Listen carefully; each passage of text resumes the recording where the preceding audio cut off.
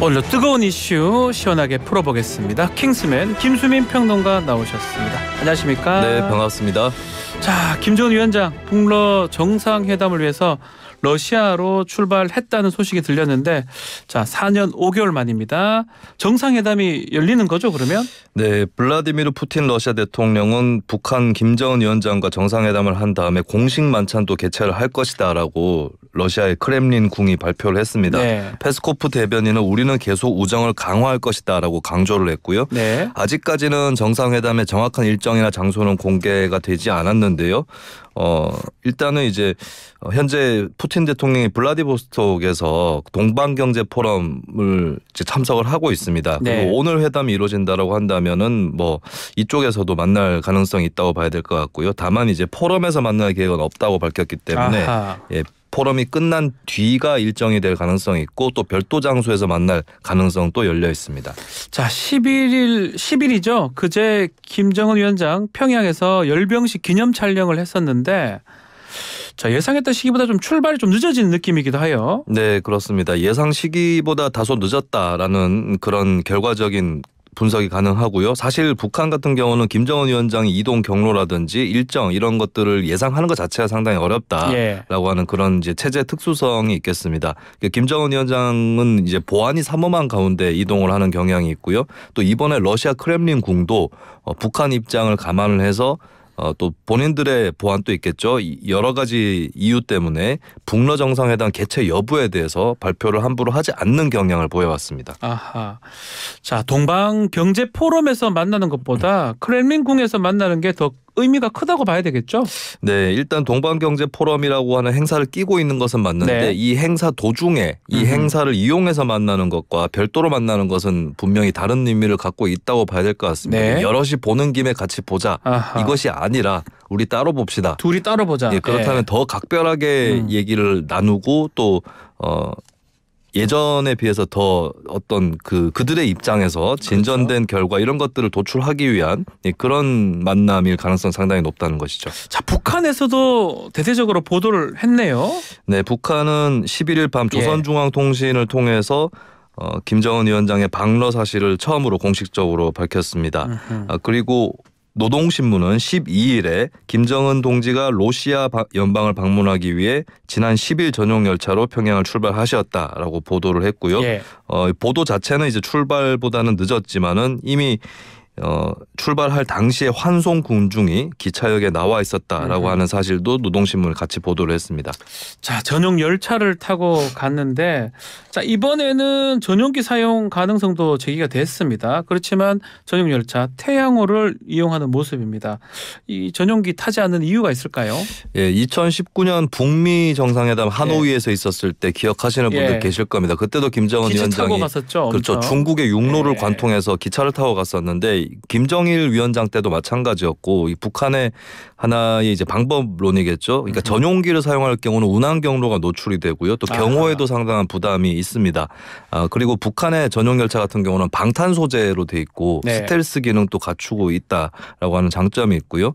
이제 불편함도 분명히 있습니다. 접경지대에서는 이제 그 기차 궤도에 차이가 생기기 때문에 그렇죠. 예, 열차 바퀴를 교체를 해줘야 되고 또 장시간 운행 때문에 차량 점검을 해야 된다 이런 불편이 있긴 한데 북한 입장에서는 이런 불편보다는 경호상의 이점 이런 것들이 더 크게 보이는 것 같습니다. 그래서 계속해서 이런 이제 열차를 이용하는 그런 방법을 쓰고 있습니다. 자, 주목되는 게 북한 또 러시아의 무기 거래가 실제로 성사될지 이 부분인데, 북한의 주요 간부들 또 최성희 외무상, 리병철 당 중앙군사위 부위원장, 박정천 군정지도부장 등등 이 사람들이 지금 수행을 하고 있다고 하는데 어느 선에서 무기 거래가 이루어질까요?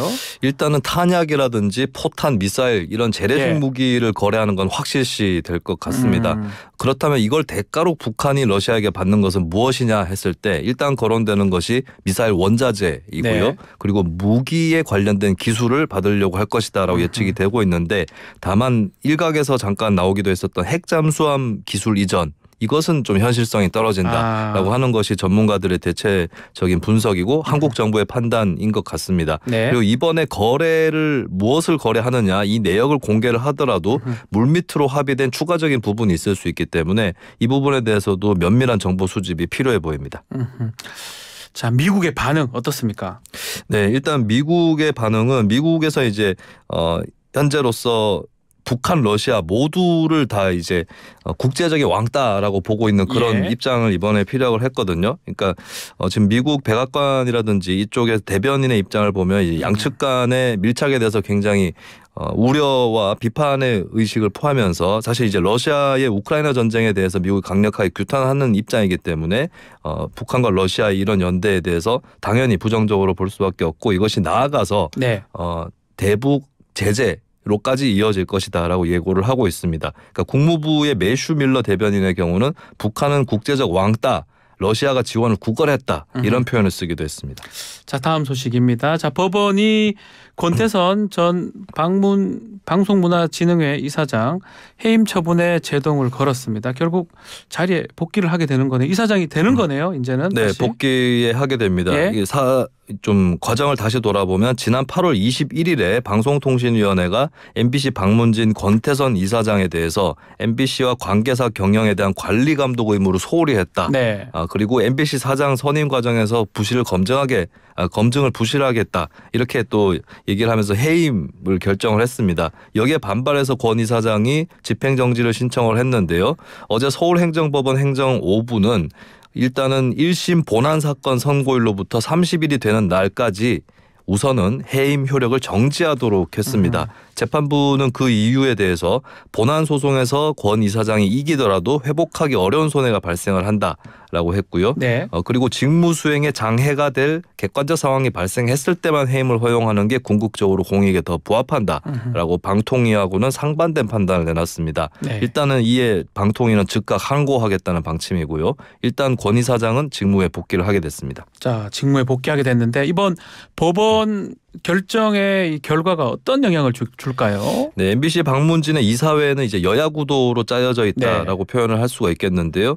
이번에 이제 권 이사장하고 김기중 이사를 방통위가 해임을 하고 여권 성향의 보궐 이사가 추천이 되면 여야 구도가 3대 6에서 5대 4로 재편이 되는 거였습니다. 여가 3, 야가 6이라는 네. 거죠. 예. 예, 그렇게 할 경우는 이제 현재 안영준 사장 등의 경영진 교체가 가능하게 되는 그런 구도가 되는데 네. 하지만 권 이사장 해임 효력 이것이 정지가 되면서 방문진 이사회를 구도가 개편될 것이다라고 하는 이런 계획에도 제동이 걸리게 됐습니다.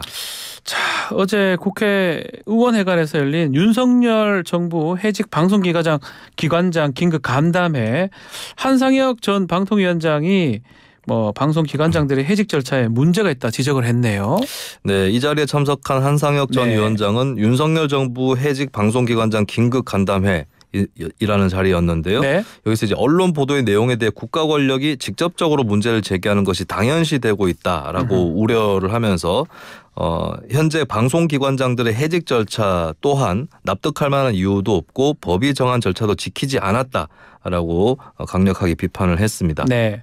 자, 근데 남영진 전 KBS 이사장 해임 처분에 불복해서 집행정지 신청을 했는데 이거는 받아들이지 않았습니다. 네, 남영진 전 이사장의 해임 사유는 국회 방통위 감사원 등이 KBS 고액연봉 상위 직급 문제와 같은 것들을 이제 지속적으로 지적을 했는데도 방만 경영 해소를 하지 않았다라고 네. 하는 사유가 있었고요. 그리고 그 밖에도 TV조선 재승인 점수 조작에 관여를 했다 이런 혐의를 받고 있는 윤석년 전 이사에 대한 해임 건의안을 부결시키는 등 이사회를 정파적으로 운영을 해왔고 업무 추진비 법인카드를 부정 사용해서 청탁금지법을 위반한 혐의가 있다. 네. 이것도 해임 사유로 적시가 됐었습니다.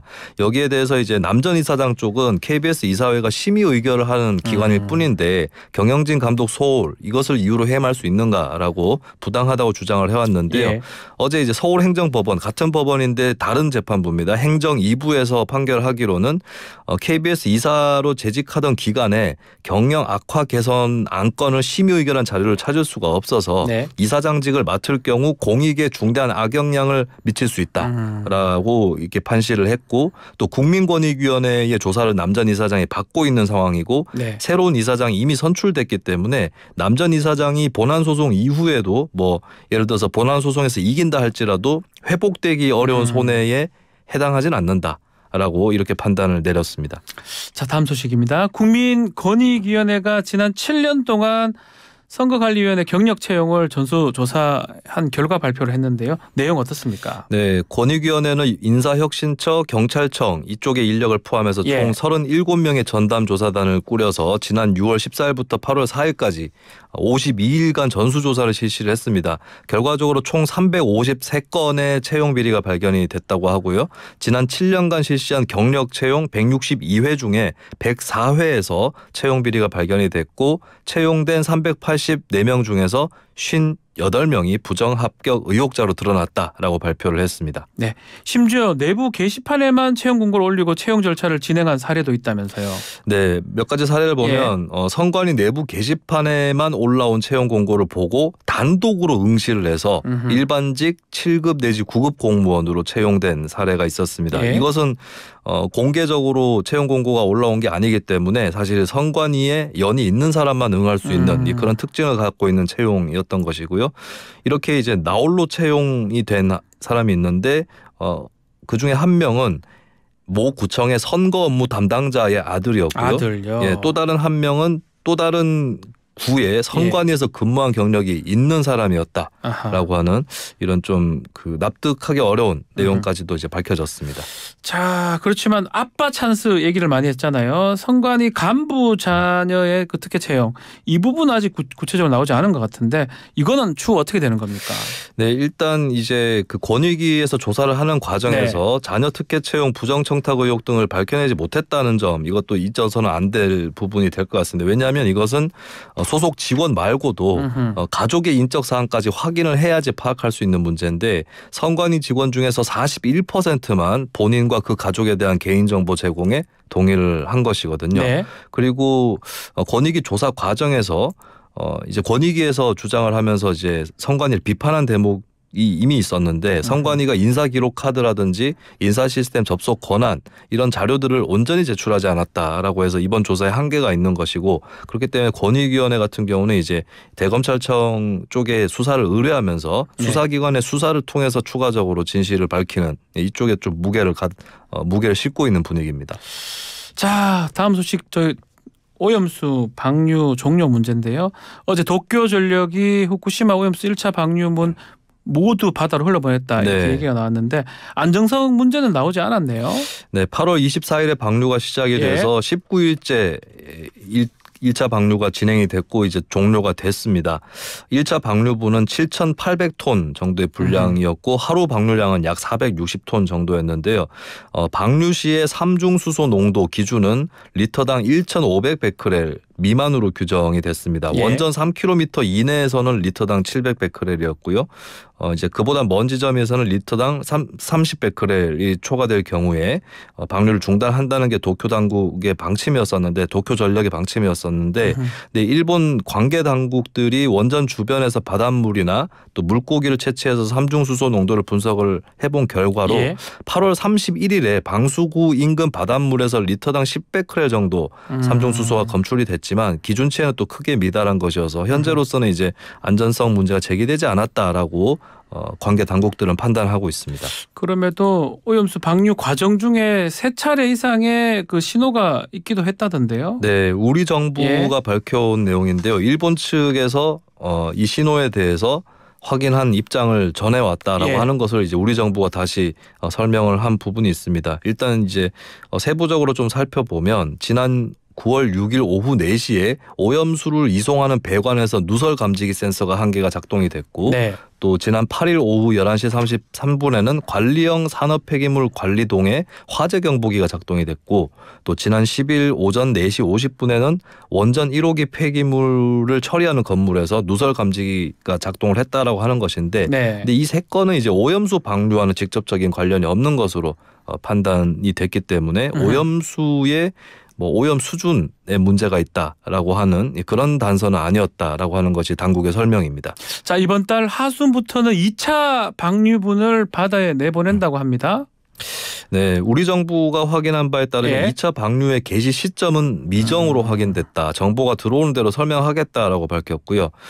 일단 이제 일본 언론의 관측을 살펴보면 방사성 물질 농도를 확인을 해보고 또 설비를 점검하는 등의 절차를 거쳐서 2차 방류를 진행을 하게 될 것이고 네. 7,800톤을 2차 때는 방류를 하게 될 예정인데 교도통신은 이달 하순이 방류 시점이 될 거다라고 예상을 하고 있고 NHK에서는 3주 정도 준비 기간이 소요될 것이다 라고 예상을 하고 있습니다. 대략 9월 말 9월 말. 정도라고 네. 보시면 될 것 같습니다. 알겠습니다. 자, 오늘 킹스맨 여기서 마무리를 하겠습니다. 김수민 평론가 감사합니다. 네, 고맙습니다. 자, 뉴스킹 박지훈입니다. 1부는 여기까지인데요. 잠시 후 2부에서는 김영진 더불어민주당 의원 인터뷰가 준비되어 있습니다. 자, 방송 함께 하실 분들 문자 메시지 50원 유료 문자 샵 0945로 의견 보내주시면 참여하실 수가 있습니다. 광고 듣고 돌아오겠습니다.